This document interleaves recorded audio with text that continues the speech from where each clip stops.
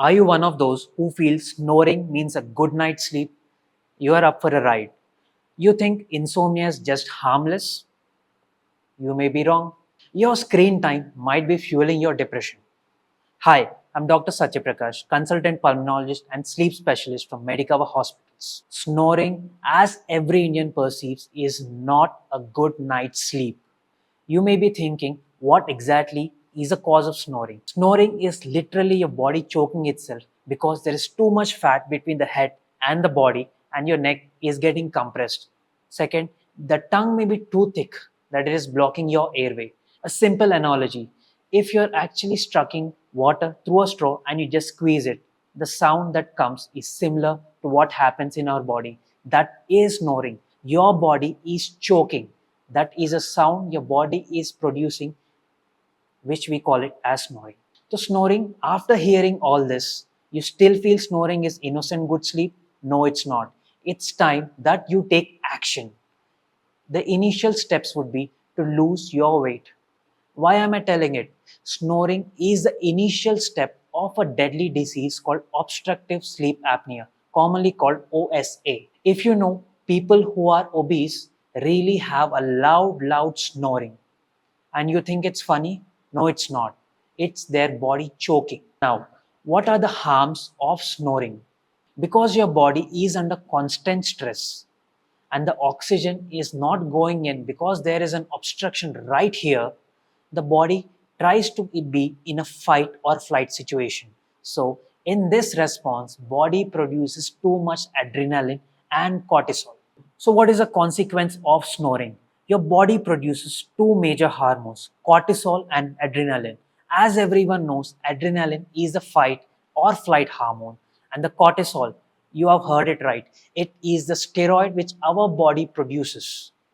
So what are the side effects of it? Because there is too much adrenaline, our heart rate spikes, there is ECG changes, there is a heart rate beating changes, which is not good. And the cortisol, steroids, as everyone knows, is harmful to the body. People who have taken steroids are easily recognizable. The first point being they are overweight or obese. Cortisol does the same thing. A person who snores are usually obese. It's not the other way around. A person who have high cortisol have too much body fat. Okay? And this itself is a vicious cycle. Too much body fat is causing more snoring. And again, more cortisol, more weight gain, more snoring. So it's a vicious cycle one has to break. So how to go on? First and foremost, get a sleep test done.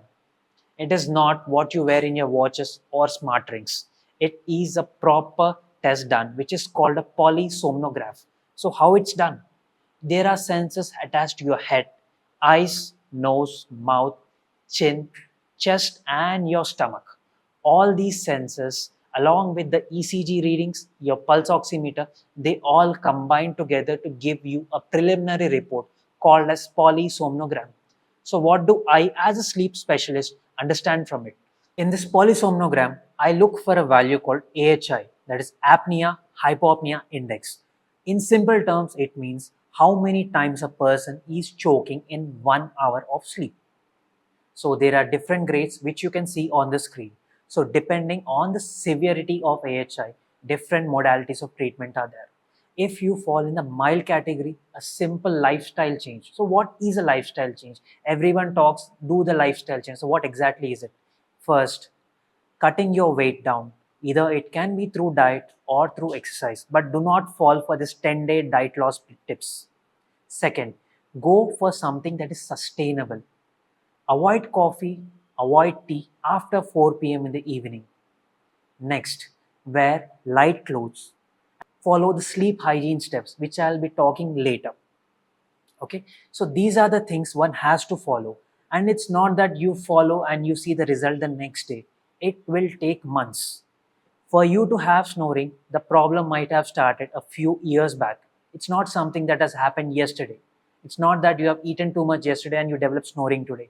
It is a long-term process and the solution is also slow. So always opt for a sustainable option. Next, so if you fall in the moderate or severe category, a doctor would suggest you a device known as a PAP device, that is positive airway pressure. Either it can be a CPAP or a BiPAP. Depending on your severity and your other comorbidities, a sleep specialist will definitely advise you one of these two. If you're using a PAP device, you need to use it the entire night. It is not like a pill. You keep it for a few hours, then you remove and go to sleep. You have to keep it for the entire night so as to see some improvement in your sleep. If you're that person who flexes he sleeps only 4 to 5 hours a night, then you're in for a ride. Insomnia is a real issue. With 1 in 5 suffering from insomnia, just think our population is 1.4 billion. 1 in 5 is a huge number. So, what are the major causes of insomnia? So, basically, you are not getting adequate sleep. So, what does it lead to? It will lead to your lower performance of work. You'll not get that pay raise, buddy, because you're not working properly. You will have more accidents while driving because your focus is low, your productivity is low, and your personal life, your intimate life will also get affected. So, what are the most common causes? People are having tea and coffee more than usual.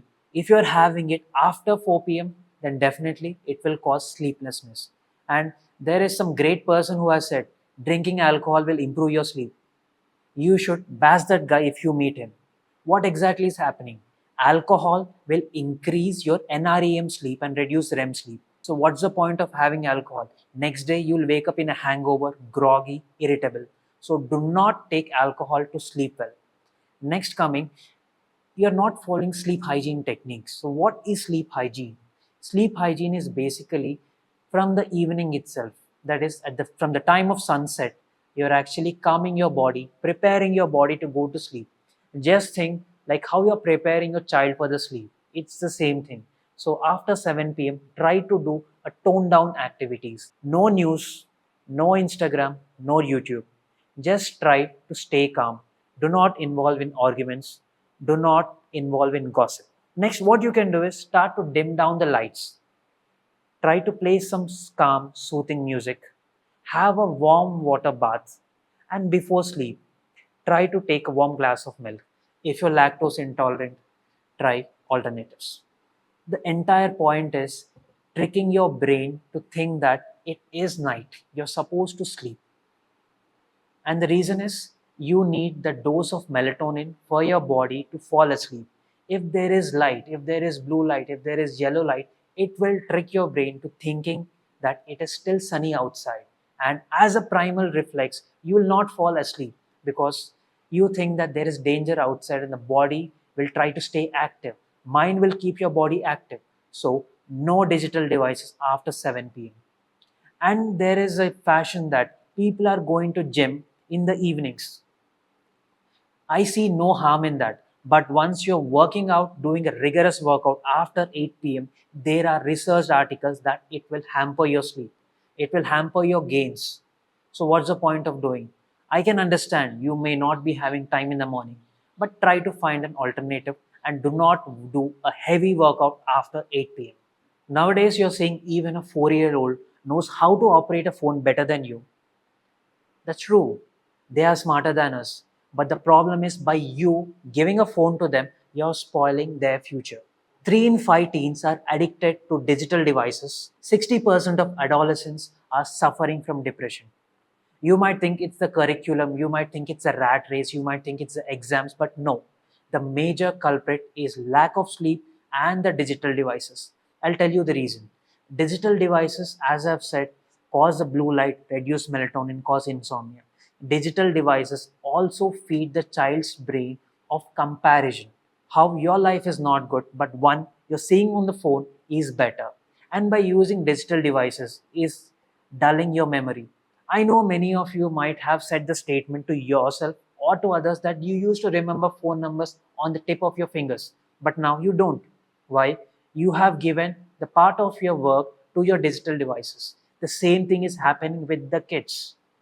The sensory load, the cognitive load is taken up by the digital devices. They are suffering from attention deficit. They cannot concentrate on anything more than 5 minutes. Nowadays, even 5 minutes is a miracle.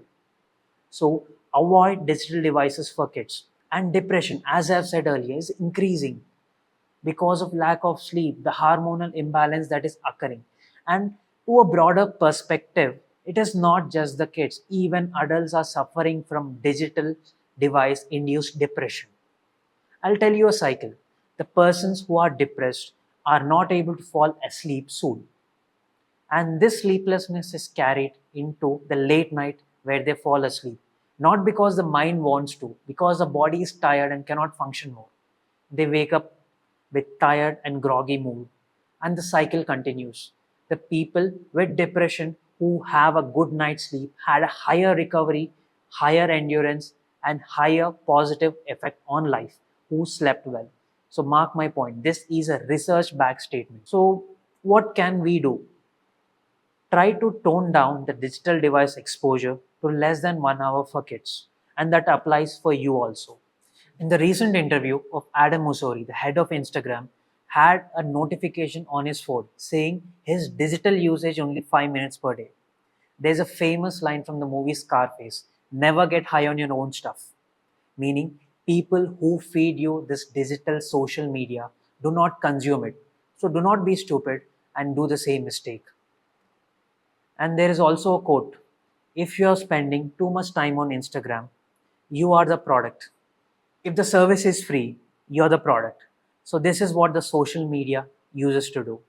And the irony is that I'm speaking the same thing on the social media to educate you. But yeah, the message is intended for a very good purpose, and do tone down your digital time. You must have heard India is a diabetes capital of the world. It's not because we eat too much sweets. The main reason is people in India have the truncal obesity, meaning the area around the abdomen, which is the sign of insulin resistance. Snoring increases cortisol, which increases body fat, which increases insulin resistance. I think you're able to see the track, right? So, snoring leading to apnea is dangerous. So, how to control and how, as an Indian, we have to remove this diabetes capital tag from our name? Firstly, reduce your sugar intake, reduce your oil intake, do at least 30 minutes walk per week. Next, if you are suffering from snoring, get yourself a polysomnograph or a sleep test, get yourself diagnosed, use a proper treatment for it. So, all these modalities combined with an effort for at least 6 months to 1 year will control and reverse diabetes as well. And do not fall for these fat loss diets, and fat loss miracle drugs. They will harm your body in the long run. With 20% Indians suffering from sleep disorders, let's start the movement ठीक से सोएगा India, so that each and everyone becomes aware of the sleep disorders. Sleep is the vital and the most important thing for your restoration, for your work, and for your well-being. So always have a good sleep. If you're suffering from any sleep related issues, consult a sleep specialist near you. If you have any queries, do comment. I'll get back to you. If you want to get in touch with me, do contact our team. They will provide you the contact details. Thank you.